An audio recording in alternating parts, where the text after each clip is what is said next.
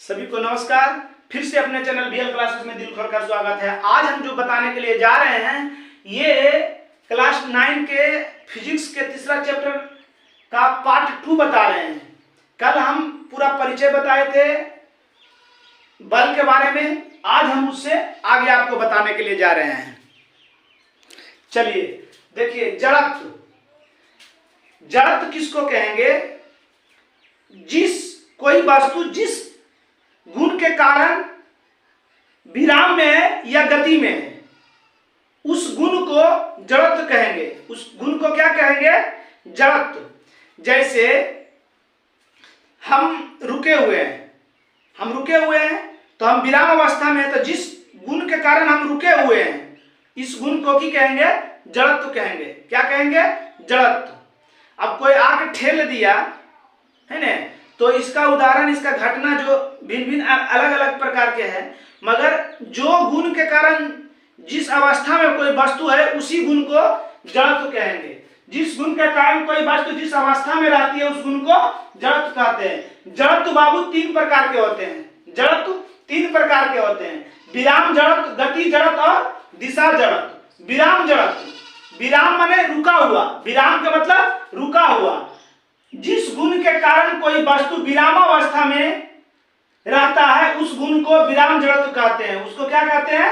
विराम जड़त्व कहते हैं। उदाहरण, किसी डंडे से के प्रहार द्वारा दरी की धूल झड़ जाती है। कोई कंबल है और कंबल में जो धूल है, डंडा से उसको पीटते हैं तो क्या होता है? वो झड़ जाता है। या कपड़ा जो है, शर्ट उठ कभी देखते हैं झाड़ के पहनते हैं, तो अगर उसमें ज्यादा गर्दा रहता है तो साफ पता चलता है, तो बगल में तो बड़ी गर्दा है तुम्हारा शर्ट में, तो उस ये जो है विराम जड़त्व का उदाहरण है। क्योंकि विराम जड़त्व आपको बताया ना, हम रुके हुए हैं और रुके हुए हैं, कोई आके एक भैया हमको ठेल देगा, गिरेगा, अरे दादा मार देनी का हो, अब दर्द करेगा, डॉक्टर के पास जाना पड़ेगा, दवाई लाना पड़ेगा। समझ रहे हैं? तो इस जो हम रुके हुए हैं तो वही उदाहरण बता रहे हैं कि कोई कम्बल है और कम्बल में जो गर्दा है, डंडा से उसको प्रहार करते हैं तो डंडा धूल क्या होता है? गिर जाता है। क्या होता है? गिर जाता है। या कोई बस में हम बैठे हुए, बस एकाएक चलना स्टार्ट कर दे, वो विराम जड़त्व का उदाहरण है। क्योंकि विराम में था, एकाएक चलने लगा तो गति में आया, और जिसके कारण हम पीछे की ओर झुक जाते हैं। झुकते हैं कि नहीं? पीछे की ओर झुक जाते हैं। समझ रहे हैं? अब एकाएक हम खड़ा है और एक पहिया टान ले, तो जब टानेगा तो आप पीछे में जाएंगे। अब काहे ऐसे होता है बताते हैं। हम विराम में है, बस विराम में है और उसके साथ हम भी विराम में है, हमारा पूरा शरीर विराम में है, और जब बस एकाएक चलती है तो वो गति में आ जाती है और उसके संपर्क में हमारा पैर रहता है, तलवा रहता है, सुप्ति जिसको कहते हैं हम लोग, वो रहता है। तो उस बस के सहारे तलवा भी किया जाता है, गति में आ जाता है। और जैसी गति में आता है तो गति में आने के बाद हम क्या होते हैं? पीछे की ओर झुकते हैं। समझ रहे हैं? इसी का जस्ट उल्टा होता है कि गति, कोई वस्तु गति में है, गति का उदाहरण, गति जड़त्व का उदाहरण, कोई वस्तु गति में है और एक पहिए रुकने से हम लोग आगे की ओर हो जाते हैं। क्या होते हैं? आगे की ओर हो जाते हैं। बात समझ रहे हैं? अब दौड़ रहे हैं, एक पहिए रुकल के आएगा तो क्या होगा? आगे की ओर हमारा मुंह कान बराबर होगा कि नहीं होगा? ये गति का उदाहरण है। तो वही है विराम जड़त्व। जिस गुण के कारण कोई वस्तु विरामावस्था में रहता है, उस गुण को विराम जड़त्व कहते हैं। अब कंबल में गर्दा, उसको जब पीटते हैं तो निकलता है ना, कंबल से धूल कण झड़ जाता है। गति जड़त्व, जिस गुण के कारण कोई वस्तु गति की अवस्था में रहता है उस गुण को गति जड़त्व कहते हैं। चलती हुई बस से बाहर कूदना खतरनाक है खतरा कि नहीं? ट्रैक्टर के पीछे क्या लिखा हुआ रहता है? लटकला बेटा तो गेला बेटा। क्यों? क्योंकि बच्चा तो लटक जाता है, गाड़ी नहीं रोकने के बाद अपना जहां तक उसकी जाने की इच्छा रहती है वहां तक जाती है, फिर कूद जाती है, और जैसी कूदती है तो मुंह कान बराबर होता है, ठेवना बराबर हो जाता है।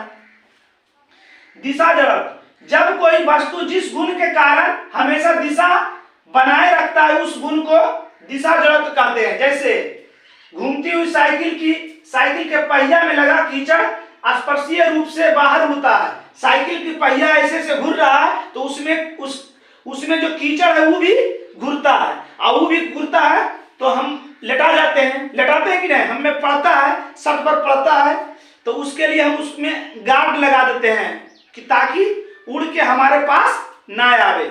समझ रहे हैं? अब इस सब का उदाहरण हम आपको समझाएंगे। इस सब का उदाहरण हम आपको समझाते हैं एकाएक। जैसे पहला जो विराम जड़त्व का उदाहरण था कि कोई कंबल है उसमें गर्दा है, आप डंडा से पीटते हैं तो झड़ता क्यों है? ये कंबल है बाबू, इसमें गर्दा है। इसमें क्या है? गर्दा। जब कंबल गर्दा है तो अभी तक ये कंबल विराम में है और उसमें मौजूद गर्दा भी विराम में है, और जब डंडा से प्रहार करते हैं तो कंबल गति में आ जाता है, और जबकि उसमें धूलकण विराम में अवस्था में रहता है। तो जैसे इसको पीटे तो कंबल आ गया गति में, तो यहाँ आने के यहाँ आ जाएगा, और धूलकण तो यहीं रहेगा। इसके कारण वो क्या होता है? नीचे गिर जाता है। ठीक, चलती बस से कूदना खतरनाक है, क्योंकि जब बस चलती है तो बस के साथ साथ हम भी गति में रहते हैं, आप कूदते हैं तो हम भी गति में रहते हैं, और जैसी कूदते हैं तो हम गति में रहते हैं, मगर हमारा जैसी पृथ्वी के संपर्क में जाता हमारा तलवा जो है वो विरामावस्था में आ जाता है, जबकि शरीर का वो पूरा ऊपरी भाग गति में रहता है, जिसके कारण हम आगे की ओर झुक जाते हैं, गिर जाते हैं। इस तो बताए दिए हैं कि जब साइकिल घूर रहा है अपनी दिशा में, दिशा बनाया हुआ है, तो उसके साथ कीचड़ भी उसकी दिशा बनाता है, तो कीचड़ ऐसे उड़ता है तो आगे गाड़ी पर पड़ता है या उसी पर पड़ता है कि नहीं, क्योंकि वो अपनी दिशा बनाए हुए रहता है, तो उसके लिए हम उसको गार्ड लगा देते ताकि हम पर कीचड़ पड़े ना। समझ गया? और जो बात हम बोले इसको हम एक स्क्रीन वीडियो लेके उस क्वेश्चन को लास्ट में अथी कर देंगे, दोनों को एक कर देंगे, आप रोक के उसको लिख लीजिएगा। सिर्फ समझना, आपको ये अच्छी तरह समझ में आ गया होगा। आगे देखिए। चलिए जो समझाए थे हम आपको बोर्ड पर, उसका उदाहरण लेके आपके सामने है।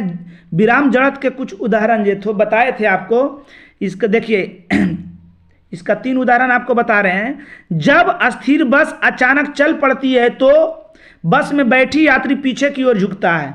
हम बताए थे आपको कि जब एकाएक बस चलती है तो बस विरामावस्था में रहती है, तो हमारा पूरा शरीर भी विरामावस्था में रहती है, और गाड़ी चलती है तो हमारा शरीर का नीचे वाला भाग भी गति में आ जाती है, तो हम पीछे की ओर झुक जाते हैं। वही है, क्योंकि यात्री का शरीर का निचला भाग जो बस की सतह के में संपर्क में रहता है, बस की गति के साथ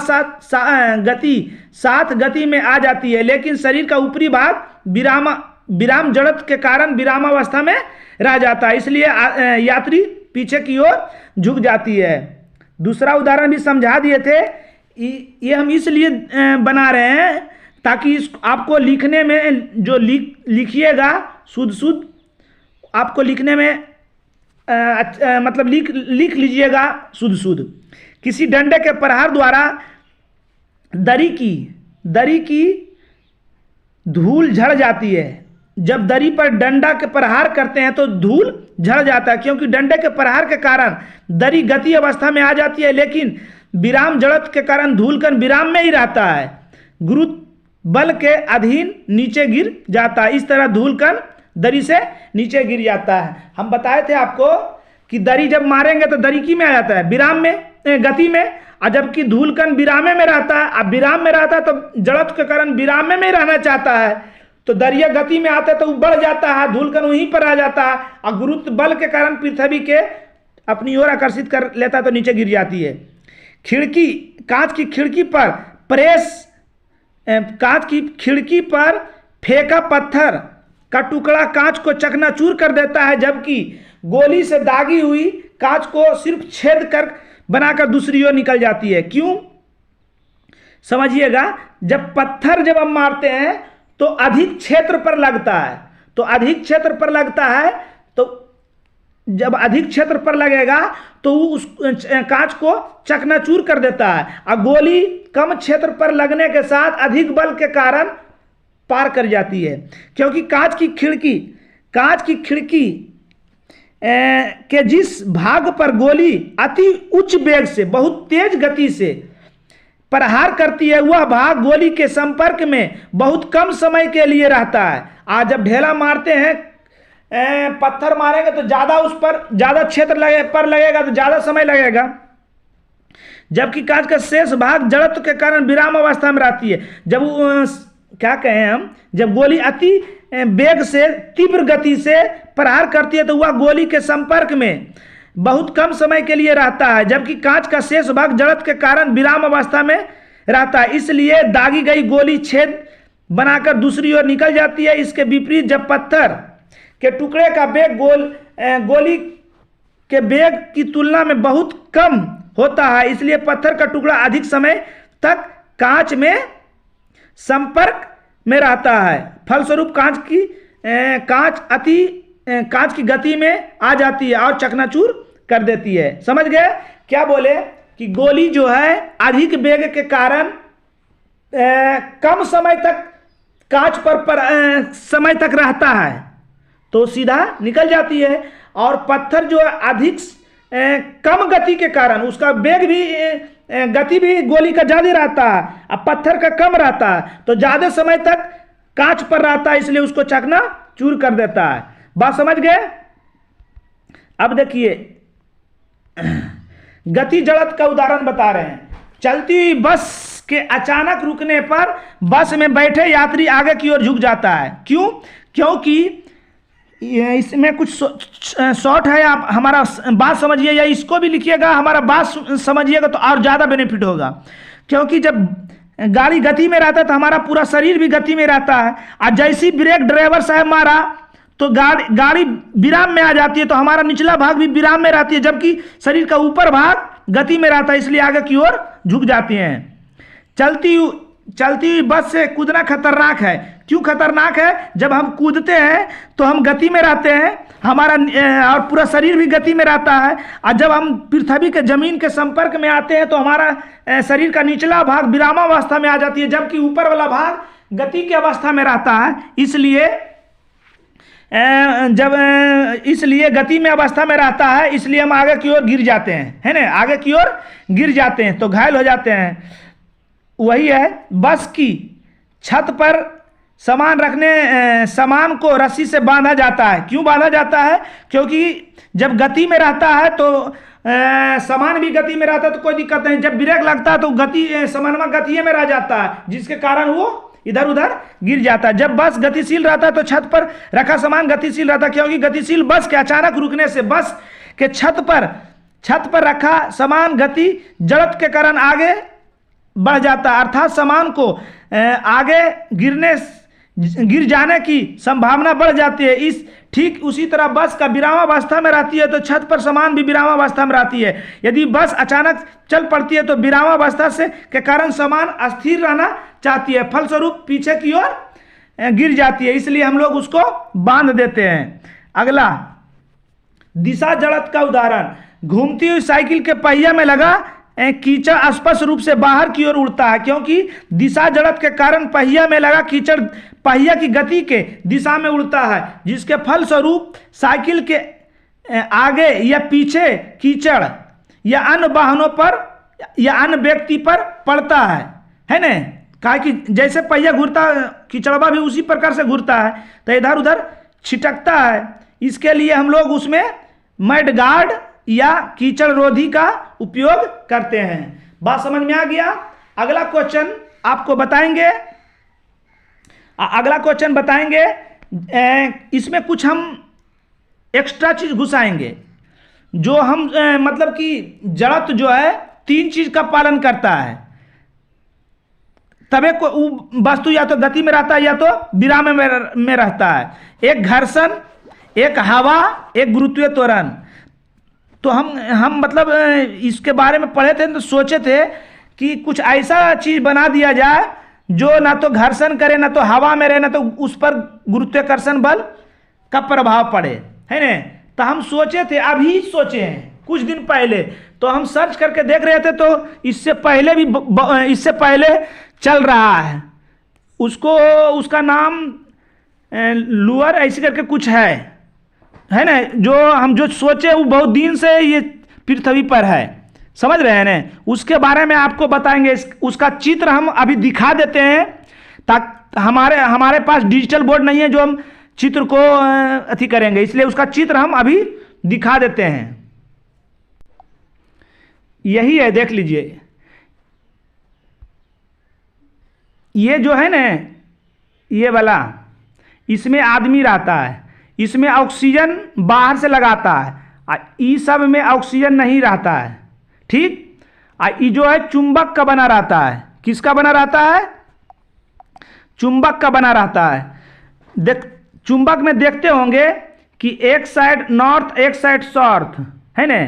अगर दोनों नॉर्थ नॉर्थ मिलाएंगे, टुकड़ा होने के बाद देखिएगा एक साइड से सटता नहीं है। तो किसके कारण नहीं सटता है? क्योंकि वो नॉर्थ नॉर्थ हो जाती है, तो सटता नहीं है। बस सेम यही कहानी इसमें है। लूपर हुक ऐसे करके कुछ कहता, हम इसका नाम अभी भूल रहे हैं, उस दिन बताएंगे इसके बारे में बढ़िया डिटेल से जानकारी लेके उसको बताएंगे हम। क्या है कि ये जो है ना, ये अलग लोहा चुंबक का बना रहता हुआ है चारों ओर। ये गाड़ी जो है ये अलग चुंबक का बना हुआ रहता है। ये घर्षण नहीं, सटता नहीं, जब तक सटेगा नहीं तो घर्षण होगा नहीं, घर्षण होगा, बस समझ रहे, नहीं घर्षण होगा। इसमें हवा भी नहीं रहता है, हवा भी नहीं रहता, गुरुत्वाकर्षण बहुत कम इस पर लगता है ना। तो ये रुकता नहीं है, बहुत स्पीड से चलती है ये। इसका चाल अभी ये सऊदी अरब में चल रही है, एशिया में भी इसका काम स्टार्ट है। पुणे और किसके बीच तो चल रहा है, मुंबई के बीच शायद, हाँ। इस पर गुरुत्वाकर्षण भी कम है और हवा भी इसके अंदर नहीं है।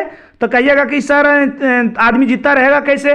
तो इसके अंदर एक हवा के लिए अलग व्यवस्था किया गया है। जो इसके अंदर है उसी पर हवा उसी के लिए सिर्फ है, बाहर हवा नहीं है। लूपर हॉक है ना, और इसकी स्पीड है 1200 किलोमीटर प्रति घंटा। कितना है बाबू?